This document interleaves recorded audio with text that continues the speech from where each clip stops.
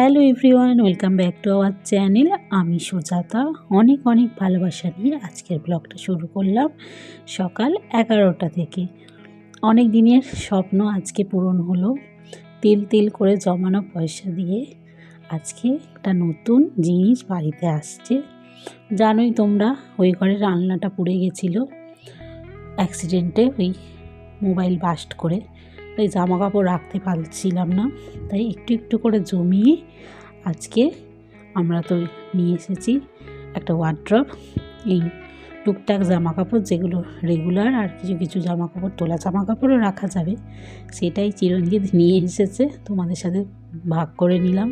সেটাই খুব আনন্দের দিন যে অনেক পরিশ্রম করে অল্প অল্প করে সংসারের টাকা থেকে জমিয়ে জমিয়ে করেছি। কেমন হয়েছে অবশ্যই কমেন্টে বলো। আর অল্প বিস্তর রান্না করছি। এগুলো হচ্ছে এই রসুন ফোড়ন দিয়ে কি করছি বলো তো, বেতো শাক করছি, দারুণ লাগে। একটু পেঁয়াজও অল্প ছিল, দিয়ে দিলাম, না দিলেও চলে। তার সাথে থালিতে তোমাদের সাথে দেখাতেই হবে। তোমরা ভাবো যে কোথায় হাওয়া হয়ে যায়, এতটা ঠান্ডা পড়েছে না, ঠান্ডা পড়েছে, রান্না করব না ভিডিও করব না একটু কুড়ে মুখ বলতে পারো। যাই হোক, অল্প অল্প করে জমিয়ে আজকে একটা সুন্দর জিনিস করেছি। দুদিন পরে আবার একটা জিনিস নেব। একটা খাবার টেবিল তো নিতেই হবে। সে নিচে বসে ঠান্ডার মধ্যে খাই না, গরমকালটা কোনো ব্যাপার না, নিচে বসে খেলাম, কিন্তু এই ঠান্ডার মধ্যে নিচে বসে খেতে খুব কষ্ট হয়। তার জন্য খাবার টেবিলটা একবারে টাকায় নিতে পারবো না, ওর জন্য ভালো কিছু নিচ্ছি না। এমনি ফোল্ডিং সিস্টেম একটা টেবিল দেখে এসেছি, দেখি সামনের সপ্তাহে হয়তো আসবে। একবারে অনেকগুলো টাকার ব্যাপার না, একটু জমানো হলে তারপর ওটা নেব। যাই হোক, আজকে রান্না বান্না কমপ্লিট করছি। এই যে বেতো শাকের তরকারি করছি, এটা কারিও বলতে পারো বা ঝালও বলতে পারো। বেতো শাক না ডালে তরকারিতে না দারুণ লাগে, আমার খুব পছন্দের একটা শাক বেতো শাক, আমার বরের সবার।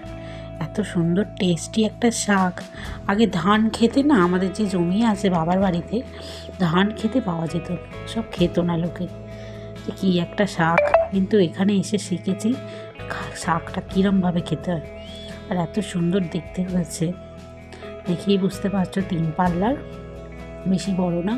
এদিকটা মুদিখানার জিনিসের সদাই রাখবো, আর এদিকটা জামা কাপড় রাখবো। উপরেরটা চিরঞ্জিতের, মাঝেরটা আমার সোনার, আর শেষেরটা ব্যাগপত্র রাখবো, হয়ে যাবে। রেগুলার জামা কাপড় রাখার জন্য একদম এনাফ, ভেতরটা অনেকটা জায়গা। আর যাই হোক, সবগুলো মোছামুছি করতে হবে, কিছুক্ষণ খুলে রাখতে হবে। আর তোমাদের সাথে থালি নিয়ে চলে এসেছি, বেতো শাক, টমেটোর ঝাল, আর তার সাথে বেগুন ভাজা। তোমাদের সাথে পুরো রেসিপি শেয়ার করিনি, থালি যে রেসিপি শেয়ার করি সেটা করিনি। আজকে তাহলে খেতে বসি। অনেক ভালোবাসা তোমাদের, থ্যাংক ইউ সো মাচ।